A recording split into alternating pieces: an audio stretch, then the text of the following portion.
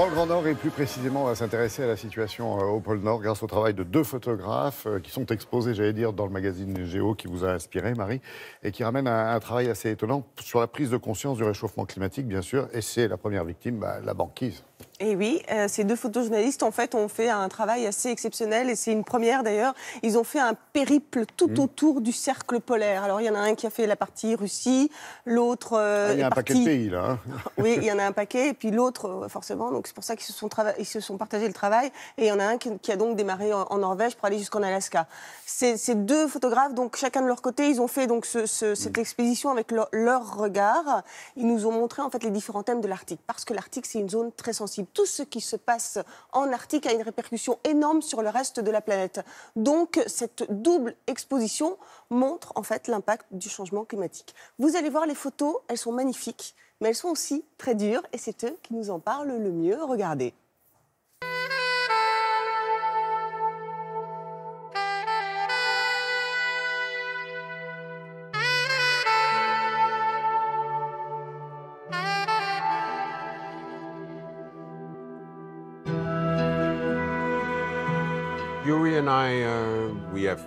Yuri et moi, on a bien noté les changements dans l'Arctique, dus au réchauffement climatique. On a compris l'impact qu'aurait la fonte des glaces. C'est pour ça qu'on s'est lancé dans ce projet.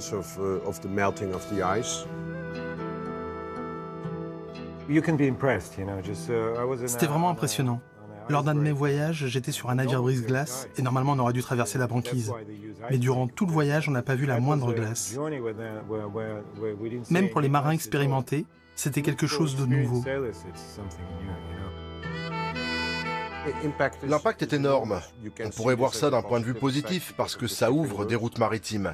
Mais pas pour les communautés locales, comme les Inuits. Eux, ils dépendent de la chasse traditionnelle. Ils ont besoin de la banquise.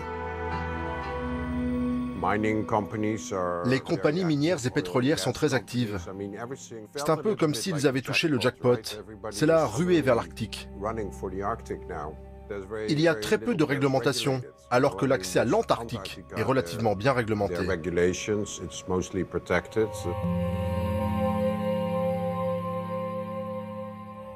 Sans parler de l'activité militaire. Tous les pays de la région ont augmenté leur activité militaire.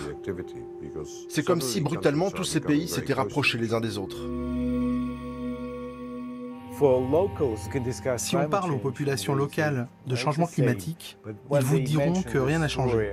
Mais quand ils vous racontent l'histoire d'un lac qui a disparu, ils comprennent alors que le changement climatique est une réalité. La plupart des Russes vous diront « c'est bien ce qui se passe ». Maintenant, on peut cultiver des tomates dans le Grand Nord, ce qui est vraiment ridicule. Il faut même pousser des fraises au Groenland.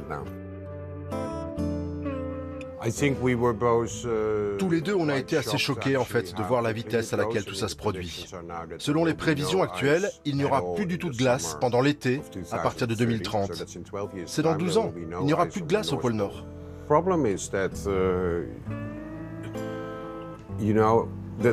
Le problème, c'est qu'on ne peut pas arrêter la fonte des glaces maintenant. On peut juste la ralentir. Mais si on observe l'Arctique, on comprend que tout va beaucoup plus vite qu'ailleurs dans le monde. Je ne pense pas que les gens s'en rendent compte. Ils ne réalisent pas l'impact que ça aura, surtout dans l'hémisphère nord, pour nous tous, si tout ça vient à disparaître.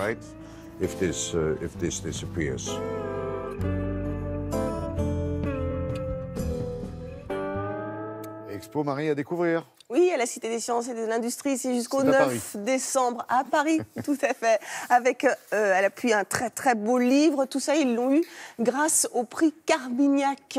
Ils ont réussi à faire et cette double exposition, l'expo et le livre. Grâce à ce prix, il faut le préciser. Je vais quand même redonner les noms de ces deux photographes. C'est Yuri Kozyrev et Kadir Van Leeuwen. Et bravo à tous les deux. Voilà. On a des scientifiques et des photographes qui font un beau boulot aussi sur la banquise et sur la calotte glaciaire. C'est pas la même chose en France. Nous avons tout ça aussi. Merci beaucoup, Marie.